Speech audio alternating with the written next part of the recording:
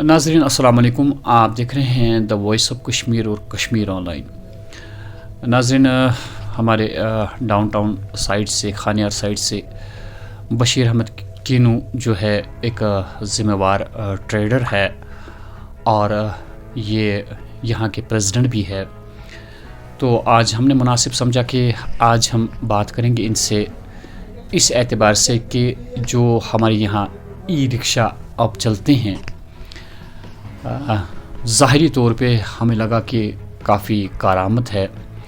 कारामद इस एतबार से कि जहाँ पे अब गाड़ियाँ नहीं चलती है, पैसेंजर गाड़ियाँ नहीं चलती है और लोगों को मुश्किलात का सामना है, वहाँ पे ये ई रिक्शा बड़ी आसानी से चलते हैं।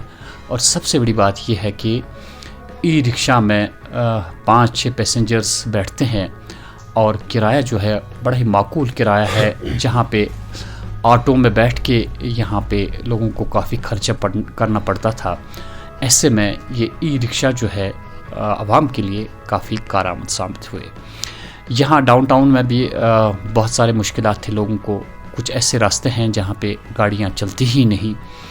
वहाँ पे हमारे बशीर साहब ने बड़ी पहल की और यहाँ के सरकार से रिजल्ट लिया उन ई रिक्शाओं को चलाने के लिए। लोगों ने काफ़ी तारीफ़ की कि ये एक बहुत बड़ा कदम है, जो लोगों को मुश्किलात का सामना था उसका अज़ाला हो चुका है। बशीर साहब, हम आपका खैर मकदम करते हैं और हमें काफ़ी मसरत है कि यहाँ पे जिनसे हमने बात की कि इस ई रिक्शा के बारे में लोग भी मुतमईन नज़र आते हैं और जो रिक्शा चलाते हैं वो भी नज़र आते हैं। तो क्या आपके पास इस किस्म की इन्फॉर्मेशन थी कि लोगों को मुश्किलात का सामना है या आप खुद भी महसूस करते थे? तो ऐसे में क्या इक़दाम उठाए आपने यहाँ की सरकार के साथ या पुलिस के साथ या जो भी एडमिनिस्ट्रेशन में अफसरान साहिबान बैठे हैं, तो कैसे आपने ये पहल की? जाहिद साहब, अस्सलाम वालेकुम। मैं पहले आपका खैर मकदम करता हूँ। आपका अच्छा ये सवाल है। आप तो जानते हो कि शहर खास में ऐसी कुछ रूट्स थी जहाँ से पिछले 30 साल से कोई सर्विस न चलती थी न चल पा रही थी। पहले ज़माने में वहाँ से टांगे और मेटाडार्स चला करते थे, तो फिर वो रूट्स ऐसी जूं के त्यों रखी गई थी। तो बहुत सारी परेशानी होती थी, मतलब कस्टमरों के हवाले से, लोगों के चलने के हवाले से। तो आप तो जानते हो अभी महंगाई का बहुत बड़ा यहाँ सानिया फैला हुआ है, तो लोग एफ़र्ट नहीं कर पा रहे थे कि किसी एक दूसरी जगह जाने के लिए। तो दूसरी बात, हमारे शहर ख़ास में ऐसे कुछ रूट्स थे जहाँ से लोगों की खाली आमद चला करती थी, मतलब बसेस या कोई अगर हम सर्विस कहें तो चल नहीं पा रही थी। तो हमने जब सुना कि यहाँ पे ई रिक्शा आया है, तो हमने इसका शहर खास ट्रेडर्स ने इनिशिएटिव लिया कि क्यों ना हम ये डाउनटाउन में जगह जगह चलाए। तो इस बारे में हमने पहले आईजी ट्रैफिक से बात की, फिर डीसी साहब से बात की, फिर हमने आरटीओ कश्मीर से भी बात की।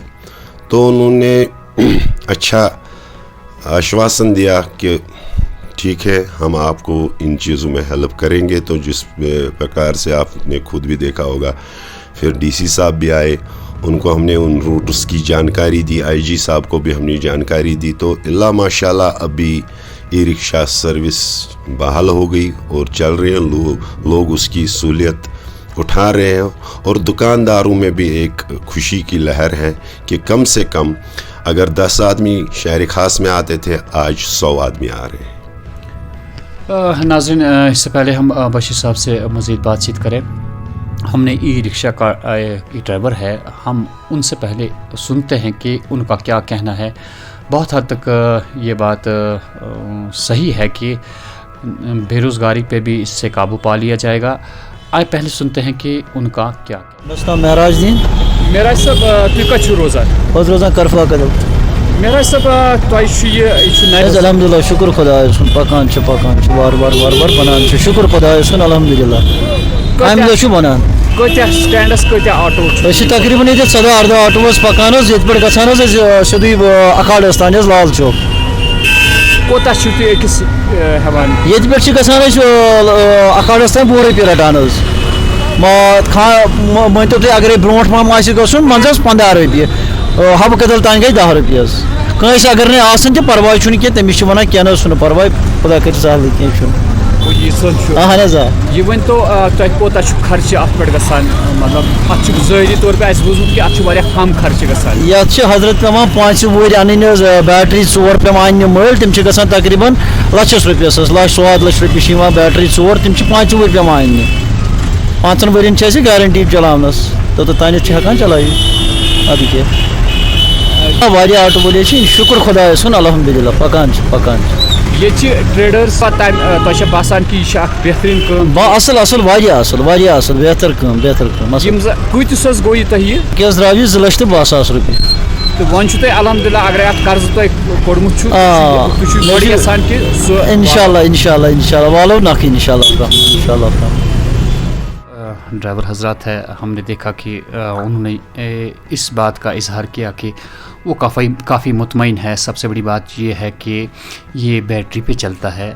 اکثر و بیشتر جو ہماری گاڑیاں ہیں زیادہ تر ڈیزل یا پیٹرول پہ چلتی ہے. تو ایسے میں ڈرائیور کا کہنا ہے کہ 5 سال کے بعد اس کی بیٹری بدل دینی ہے اور 2 لاکھ لگ بھگ 2 لاکھ سے زیادہ کی قیمت ہے اس ای رکشا کی. تو جتنا بھی یہ کہتے ہیں کہ جتنا بھی یہ کمائیں گے تو فی الحال اگر انہوں نے بینک سے لون وغیرہ لیا ہے تو فی الحال یہ وہ بینک کا لون آرام سے اتار سکتے ہیں. اور سب سے بڑی بات یہ ہے کہ اس پہ خرچہ نہیں ہوتا ہے. 5 سال کے بعد اس پہ خرچہ ہو جائے گا. تو ایسے اسکیمز یا اس طرح کا یہاں ای رکشا کا آنا اور لوگ بے روزگاری سے بھی اس سے بچ سکتے ہیں. اور دوسری بات یہ ہے کہ عام لوگوں کو زیادہ سے زیادہ سہولیت بہم ہوگی. تو ڈرائیور حضرات جو ہے ان کا یہ بھی کہنا ہے کہ ایک مشکل انہیں ضرور ہے کہ انہیں کہیں ایک جگہ سٹینڈ پہ رکنے نہیں دیا جاتا ہے. کیا اس بارے میں آپ نے کوئی اقدامات اٹھائے تاکہ اگر اب انہوں نے لون لے کے یہ ای رکشا نکالے ہیں تو انہیں کہیں پہ ٹھکانہ بھی دیا جائے تاکہ لوگ بھی آسانی سے وہاں ان ای رکشا میں چڑھ سکے اور ان کو بھی وہاں رکنے کا موقع دیا جائے. جی ہم نے پرسوں ہی RTO صاحب سے بات کی اس بارے میں. تو انشاءاللہ 1-2 دن میں ان کو پرمیشن دیا جائے گا. تو ڈی صاحب نے بھی RTO صاحب سے کہا کہ ان کو پرمیشن دے دیا جائے. اور رہا سوال ان کو روکنے یا رکانے کی تو ویسے تو شہر خاص میں تو ان کو کوئی روکے اور رکانے کے لیے کوئی بیٹھا نہیں ہے. ہاں اب آٹو حضرات والے جو ہیں ان کو شاید دقت ہو رہی ہوگی. میں مانتا ہوں ان کی بھی روزی روٹی ہے. مگر میرا ایک مشورہ ہے ان کے لیے بھی کہ اگر وہ آٹو کے بجائے ای رکشا ہی لائے تو ایک تو ان کی انکم بھی بڑھے گی اور دوسری ان کی مطلب جو پرابلم ہے ابھی ان کو ای رکشا سے وہ بھی ان کی دور ہو جائیں گی. کیونکہ یہ جو نئے نوجوان ہیں یہ جو ای رکشا چلانے والے ہیں یہ کوئی ہی معمولی بندے نہیں ہیں. سب پڑھے لکھے ہیں, گریجویٹڈ ہیں. بیچاروں کو 10 سال 20 سال جو پڑھا لکھا ہوگا پھر بے روزگار بیٹھا ہوگا وہی جانتا ہوگا کہ اس کا حال کیسا ہوگا. تو آٹو والے جو ہمارے حضرات ہیں جو جتنے بھی شہر خاص کے وہ دل اپنا تنگ مت کرے, دل کو کھولے. جتنا چراغ ہے اتنی روشنی ہوتی ہے. تو اللہ نے ہر ایک کے لیے سبب رکھا ہوتا ہے.